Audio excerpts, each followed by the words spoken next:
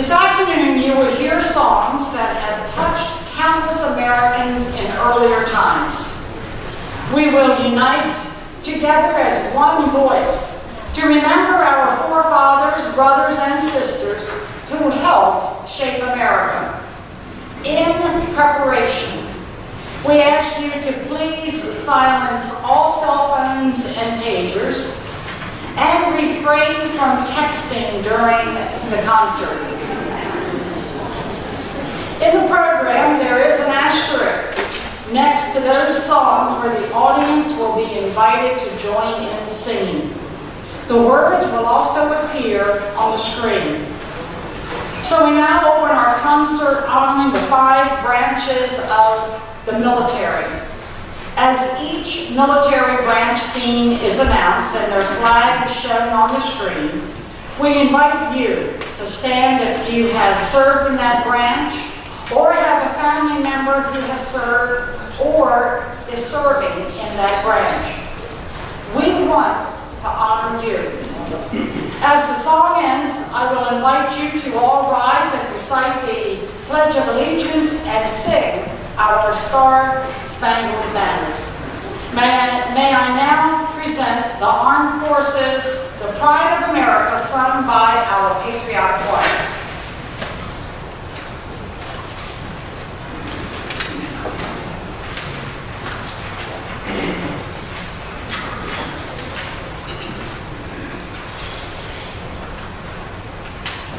Thank you.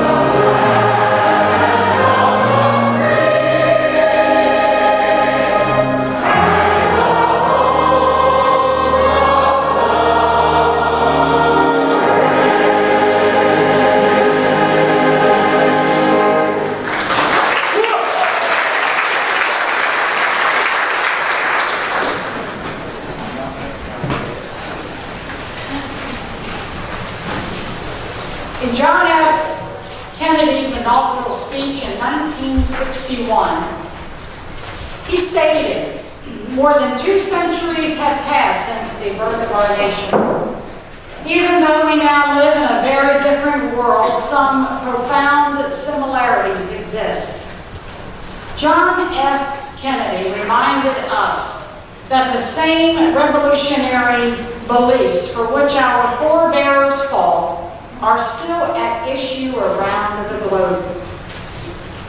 The belief that the rights of man come not from the generosity of the state, but from the hand of God. We dare not forget that we are heirs of that first revolution. Let the word go forth at this time and place to friend and fellow alike that the torch has been passed to a new generation of Americans, born in this century, but proud of our ancient heritage and unwilling to witness or allow the slow underdoing of those human rights to which this nation has always been dedicated. Let every nation know, whether it wishes us well or ill, that we shall pay any price, bear any burden, meet any hardship, support any friend, oppose any foe, to assure the survival and the success of liberty. This afternoon, we honor and remember those men and women who gave their life so that we may enjoy the freedom we have today, and for those who are currently serving and protecting us. Let us remember as we listen to the Patriotic choir sing, "I vow to thee, my country."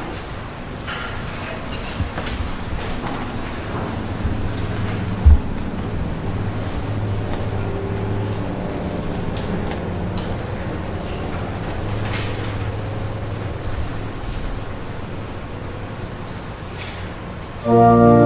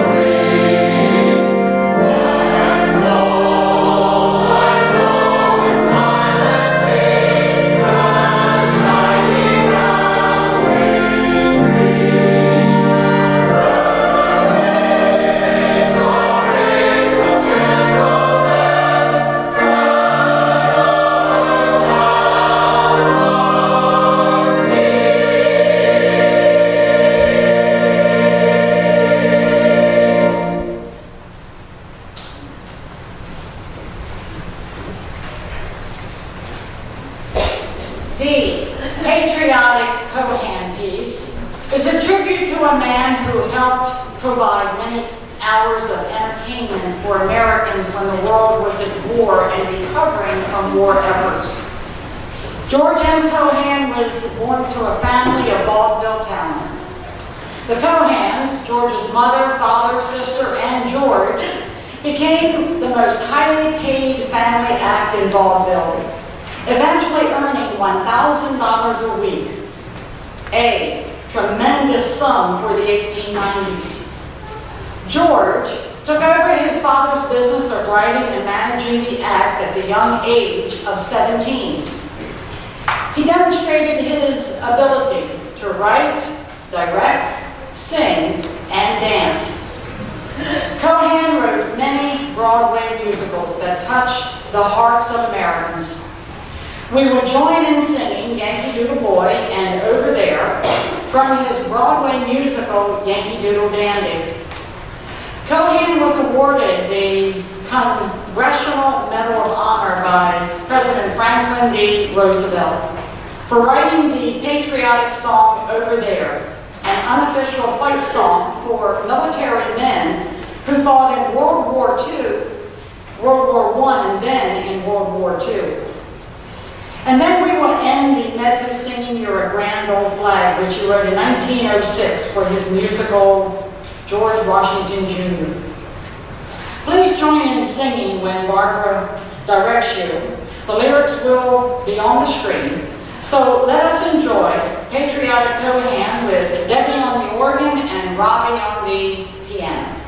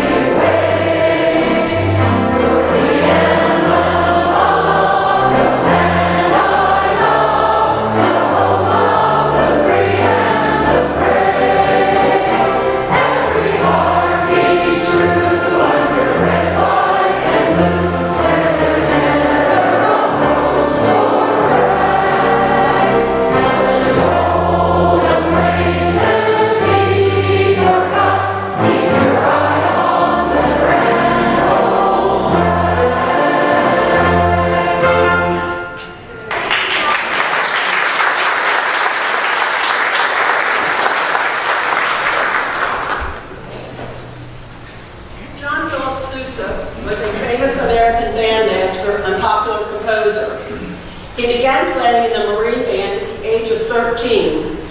By the age of 36, he was appointed leader of the Marine Band, which he later left in 1892 to organize his very own successful band. He wrote extraordinary band music with infectious rhythms and brilliant arrangements, earning him the title of the March King. His march, The Stars and Stripes Forever, which we will hear later in the concert, is his most famous and is still played all over the world. Right now, we'll listen to another equally popular song, Washington Post March, played by the Patriotic Railroad Handbell Choir.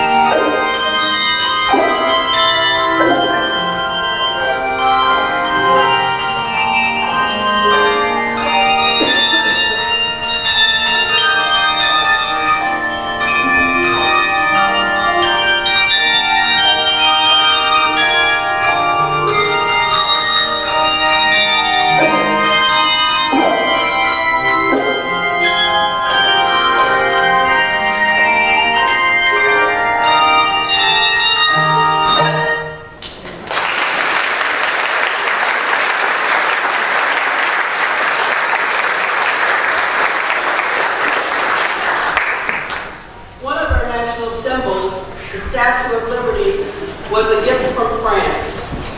Because it was made of bronze, like early American pennies, it turned green from exposure to air. She hails a lamp that has shown as a beacon of hope to all the people who arrived at our shores to make a fresh start. She hails a crown with 7 spikes that symbolize the 7 continents of the world.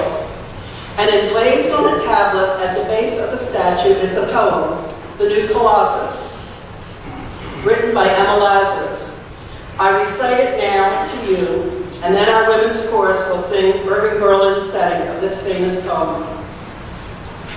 Not like the blazing giant of Greek fame, with conquering limbs astride from land to land, here our sea-washed sunset gate shall stand, a mighty woman with a torch, whose flame is the imprisoned lightning, and her name, Mother of Exiles.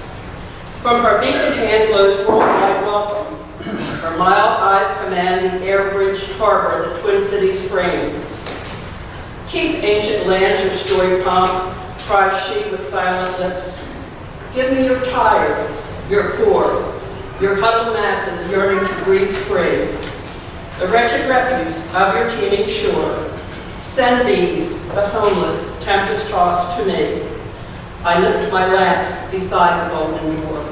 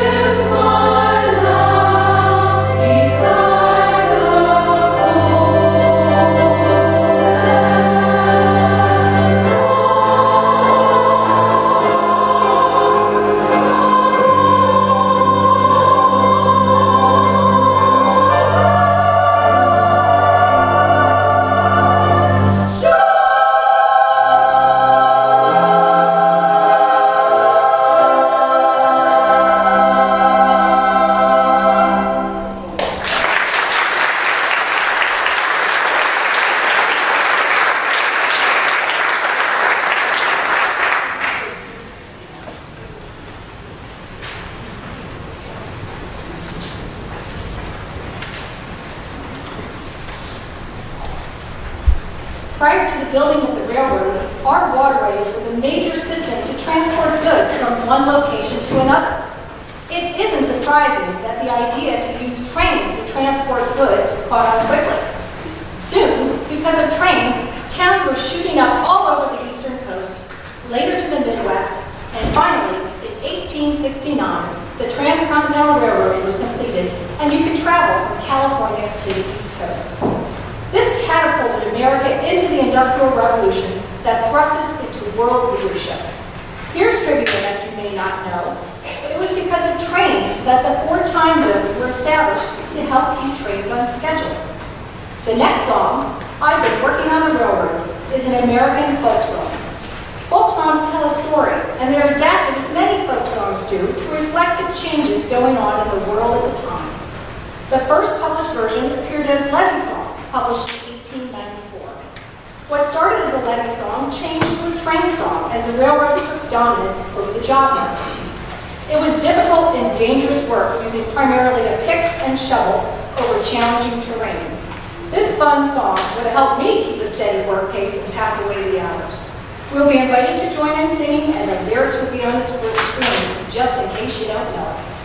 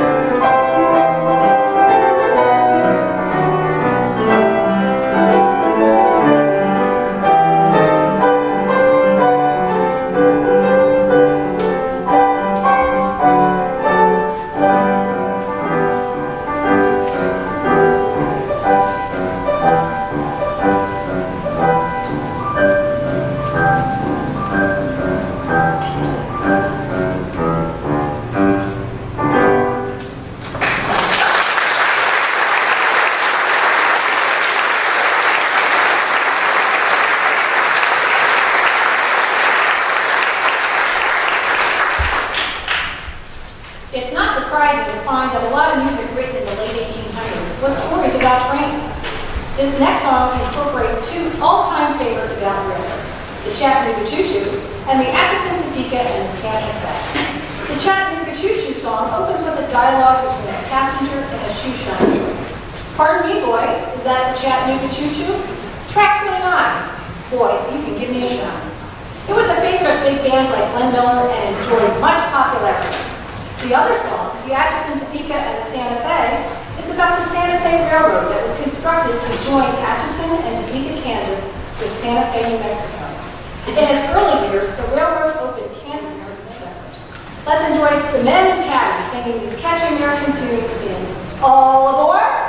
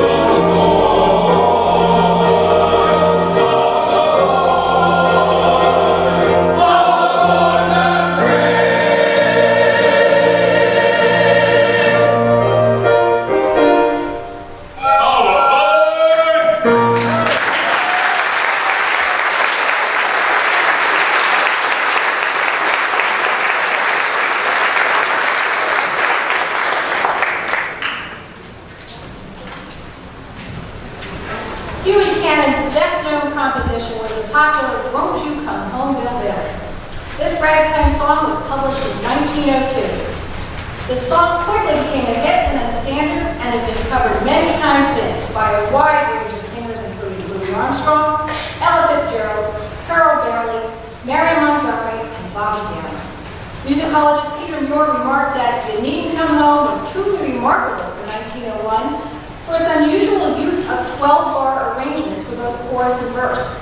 It is of note that Cannon's use of the 12-bar structure was quite unique, and it's very close to the classic blues structure that later became the birth of jazz music in America. Let's enjoy the woodwind ensemble as they treat us to "Bill Bailey, Won't You Please Come Home."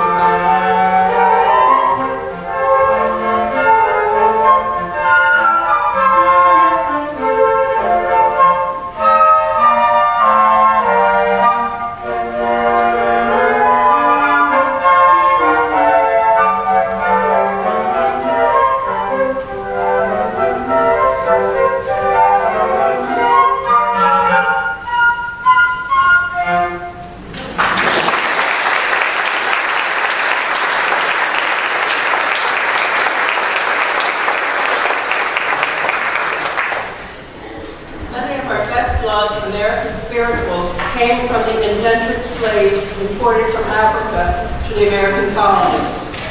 Although many rhythms and music ideas can be traced to African music, the American spiritual form is unique to our country. The slaves used African musical styles, such as call and response used in this piece, to teach or sing about Christian stories and principles. It is important to note that slaves imported to European countries never attained the beautiful and sometimes rousing tunes that communicate the emotions of suffering, joy, or sorrow that the American spirituals do. Let's enjoy as the ringers, singers, pianists, and instrumentalists get us in a groove, New Orleans style, with Down by the Riverside.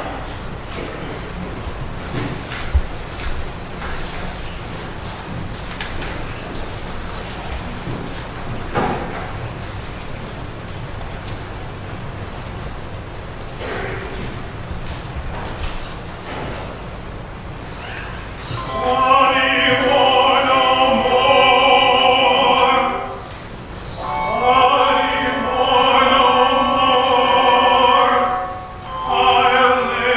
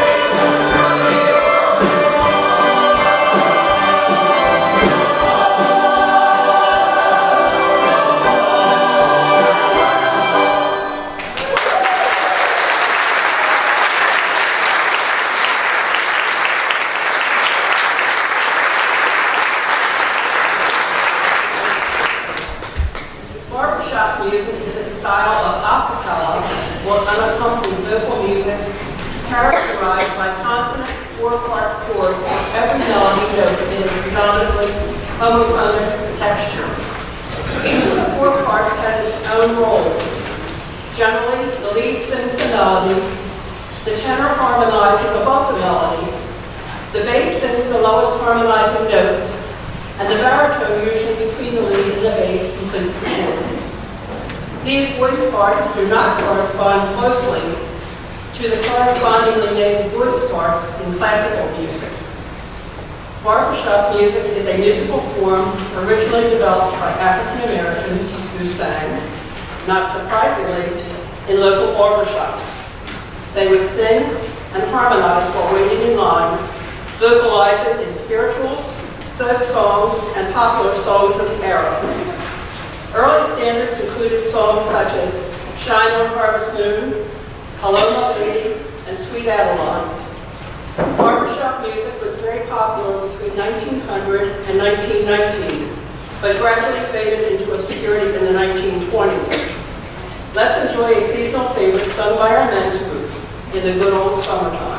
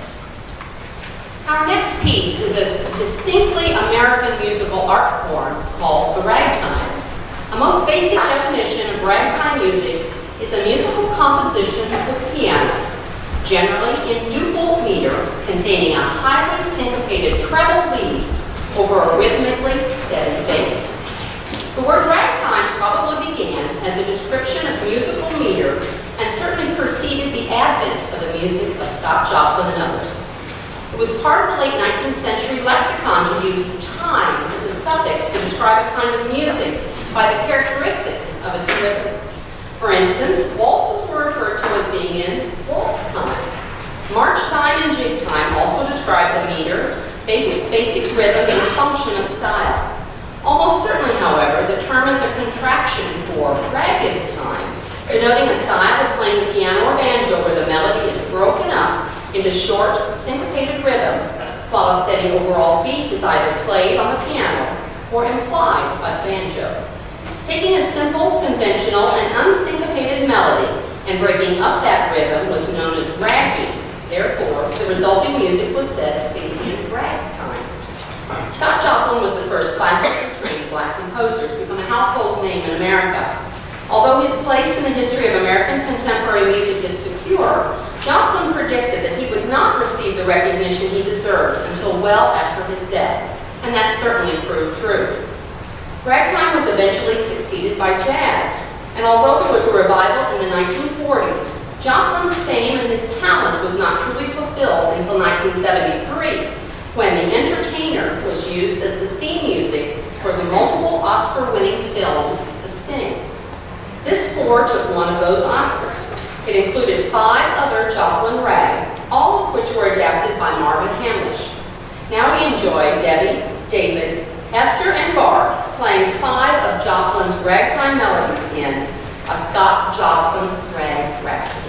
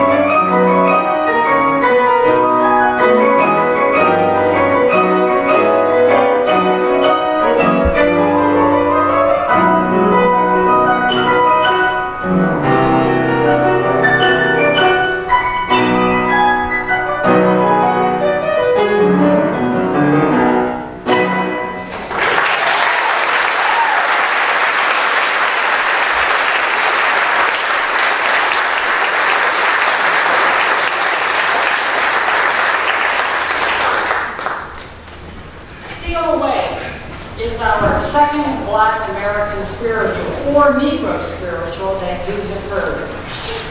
Into the 19th century, however, some of the spirituals took on another layer of significance as they became a means of communication. Plantation owners were well aware of the Underground Railroad operated by Northern abolitionists, Southern sympathizers, and former slaves. Laws forbade slaves to learn to read and write, and public meetings were not allowed. Illiterate slaves had little chance to plan any resistance to their dismal situations. Singing became not just an expression of faith in life after death, but also a means to organize for freedom. Its words to this Underground Railroad song had a double meaning.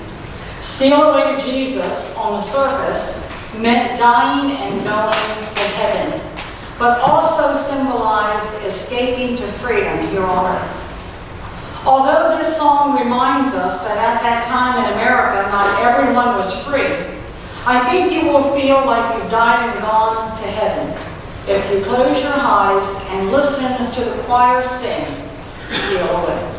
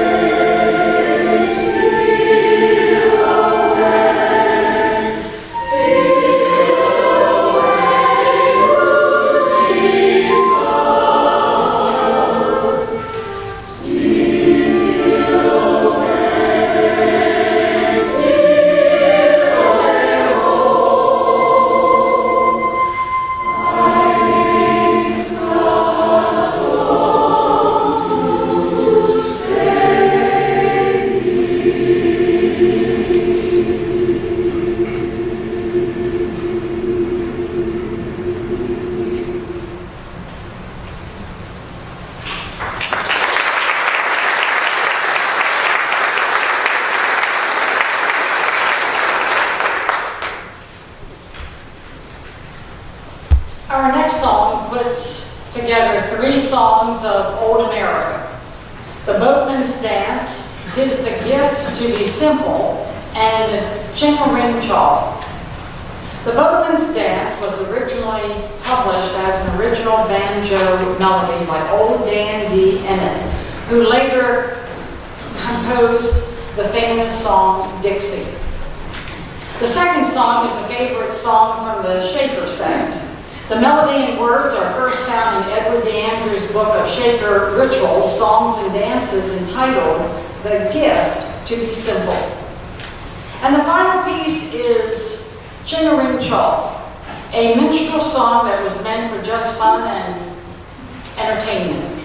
I think you'll agree after you hear the piece if you aren't familiar with it. So let's sit back and enjoy Linda and the ladies singing Old American songs.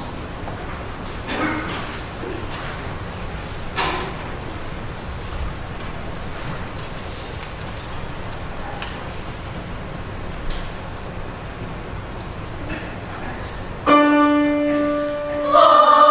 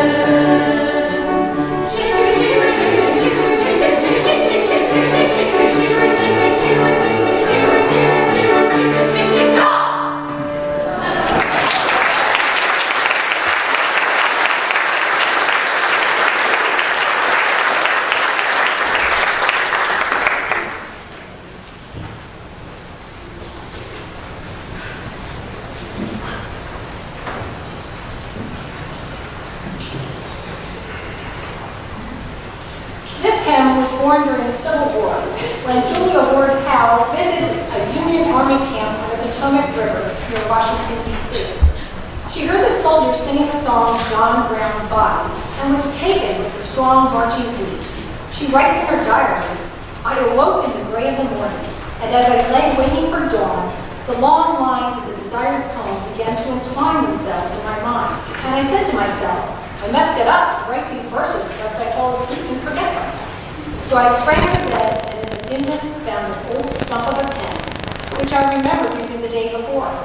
I scrawled the verses almost without looking at the papers. Just imagine if she had fallen asleep and never written it down." The tune is based on an American camp meeting hymn of the time. The melody was so stirring that two different sets of lyrics were used by the Union forces, one as a rallying cry and the other as a battle song. Then, Confederate Army created their own version of the lyrics, and so did the African American Union soldiers. Let us enjoy the Patriotic Ringers and David Hines on the organ in their arrangement of the Battle Hymn of the Republic.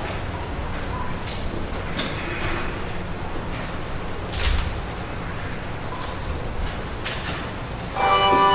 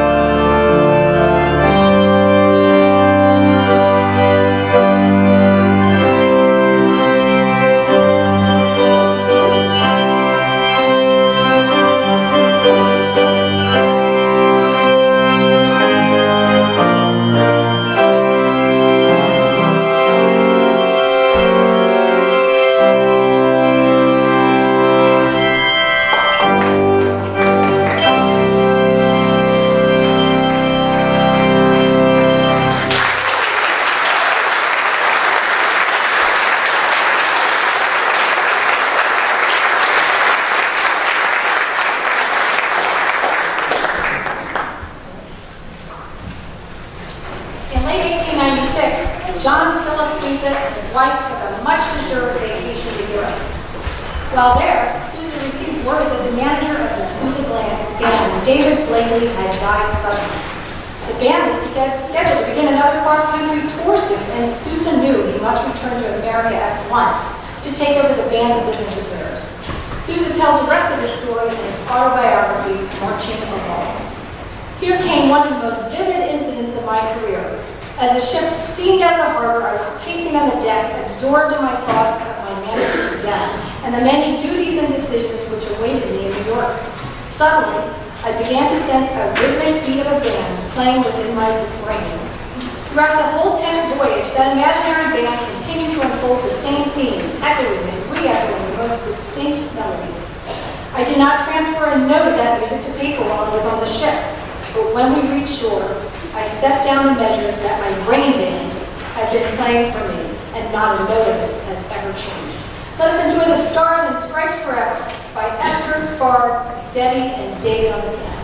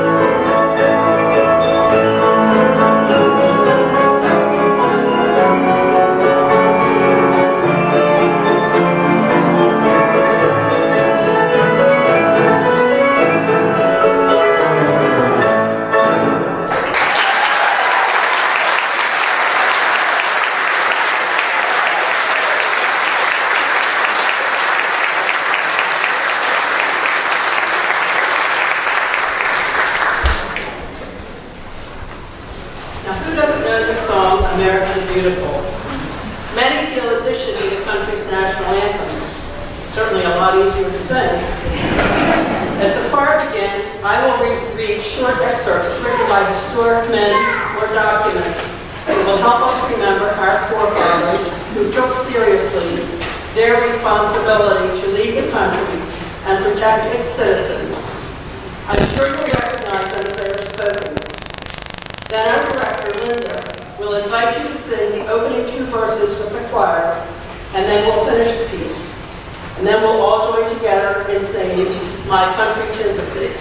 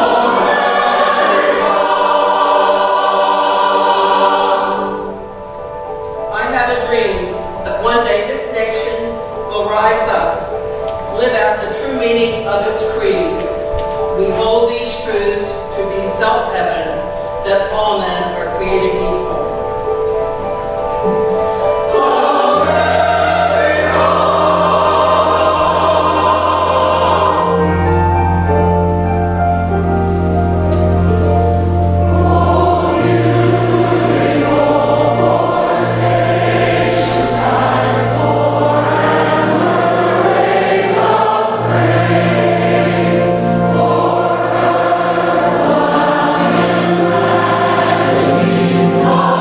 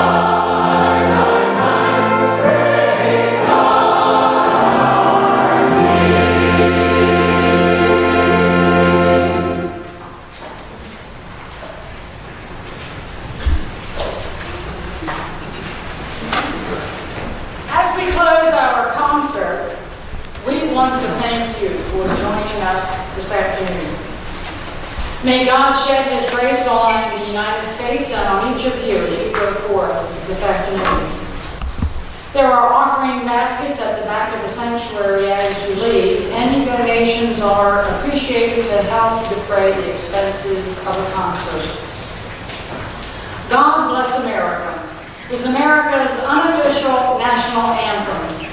It was first written by Irving Berlin in 1918 for a summer musical, but he never used it for that show. It wasn't until 20 years later, as war was threatening, that he revised the song to reflect the changes in the world at that time.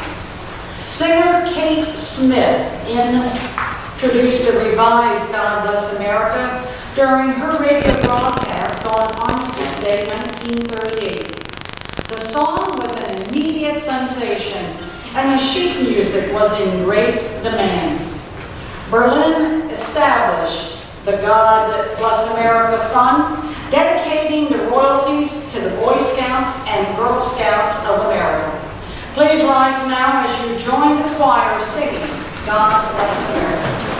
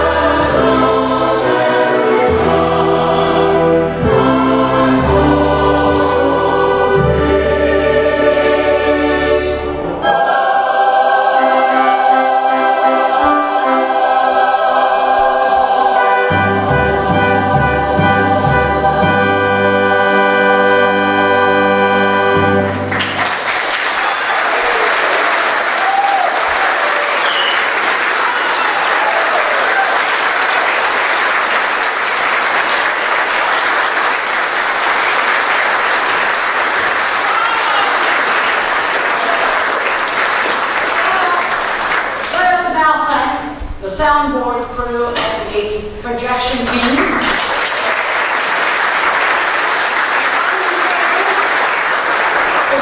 The woodwind ensemble and instrumentalists.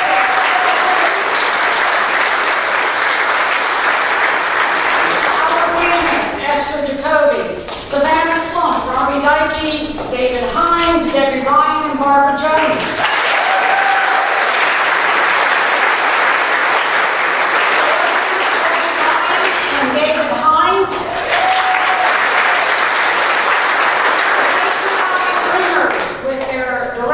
Barbara Jones. And last but not least, our Patriotic Choir with their director, Linda Lockwood.